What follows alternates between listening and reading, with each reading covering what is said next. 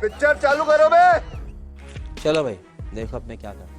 क्योंकि ऐसा लग रहा है जैसे विपक्ष कोई ना कोई तरीके ढूंढ रहा है, बहाने ढूंढ रहा है कि किसी तरह से जस्टिफाई कर सके कि नहीं जाना है हमें अयोध्या, नहीं जाना है 22 जनवरी के इस उद्घाटन के समारोह में, प्राण प्रतिष्ठा के समारोह में। और कभी कह देते हैं शंकराचार्य जी ने कहा है। अब दो शंकराचार्य जी ने आकर और हमें इंटरव्यू में मुझे कहा है कि उन्हें कोई आपत्ति नहीं है। अच्छा। और दूसरी तरफ अर्ध निर्मित है, इनकम्प्लीट है मंदिर। तो भैया जब सोमनाथ का मंदिर बना था और जब वहां शिवलिंग की प्राण प्रतिष्ठा हुई थी, डॉक्टर राजेंद्र प्रसाद गए थे, तब कौन सा मंदिर कंप्लीट हो गया था? रुक तेरे को बताते तेरी थोड़ी मर्यादा रखिए। अभी मजा आएगा ना भिड़ो। चलिए शुरू करते हैं।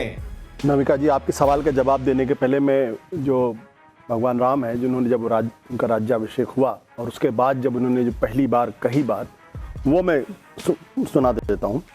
सोई सेवक प्रियतम मम सोई, मम अनुशासन माने जोई, जौ अनीत कछु भाषा भाई तो मुहि बरजो भय।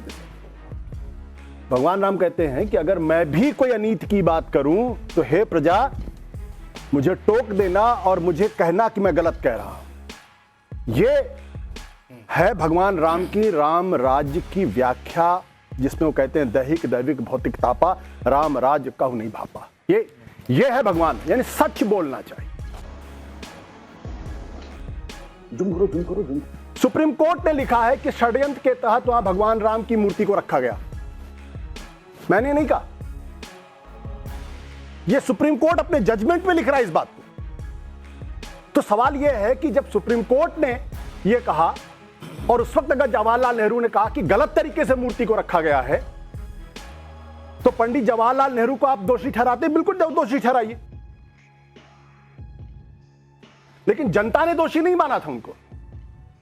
1947 से लेकर 1977 तक 30 साल कांग्रेस पार्टी को कभी 345 सीटें मिली, जो भाजपा को अभी तक नहीं मिली हैं। कभी 355 सीटें मिली, कभी 371 सीटें मिली। तो क्या माना जाए? जब वो राम के खिलाफ थे, जब वो हिंदू धर्म के खिलाफ काम कर रहे थे, जब वो सोमनाथ मंदिर का विरोध कर रहे थे, जैसा कि भाजपा कह रही है, तो इसका मतलब तो यह हुआ कि जनता तो उनके खिलाफ होनी चाहिए थी। जनता ने क्यों उनको अपना आशीर्वाद दिया? अरे देवा, ये गड़बड़ है बाबा। वो क्यों लगातार चुनाव जीतते रहे? न केवल चुनाव जीतते रहे, बल्कि भयंकर बहुमत के साथ जीतते रहे, जो कम से कम पिछले 2 चुनाव में भाजपा नहीं कर पाई। अच्छा का भयंकर बहुमत। तो बीच में ना बोल। प्रश्न यह है, आज की तारीख का प्रश्न यह है कि जो दोनों शंकराचार्यों ने बिल्कुल स्पष्ट तौर पे कहा है और सत्य हिंदी को दिए गए अपने इंटरव्यू में उन्होंने कहा है कि भाई जो कुछ भी हो रहा है वो राजनीति हो रही है। इतना छोटा पहले कभी नहीं हुआ हो। शर्म करो।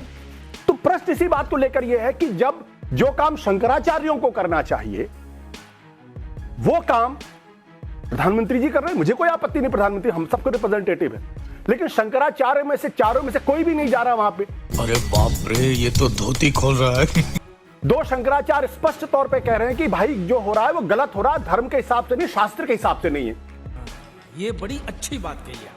आप चार से 2 शंकराचार्य पे तो आ गए। पहले तो भ्रम फैलाया जा रहा था कि चारों के चारों शंकराचार्य खिलाफ हैं।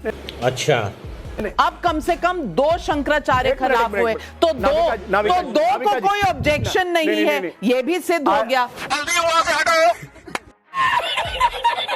क्यों? नामिका जी एक राष्ट्रीय चैनल है आपका, सब लोग देख रहे हैं। मैंने कभी ये नहीं कहा, ना आज कहा, ना आज से 10 दिन पहले कहा, ना 25 दिन पहले कहा कि चारों शंकराचार्य जो है इसका विरोध कर रहे हैं। चारों 10 सेकंड, चारों शंकराचार्य नहीं आ रहे, 2 ने स्पष्ट तौर पर विरोध किया है, कहा कि राजनीति हो रही, राजनीतिक लाभ के लिए किया जा रहा और शास्त्र सम्मत मूर्ति का वहां पे स्थापन नहीं हो रहा। ये बिक गई है गवर्नमेंट, अब गवर्नमेंट में कुछ नहीं है।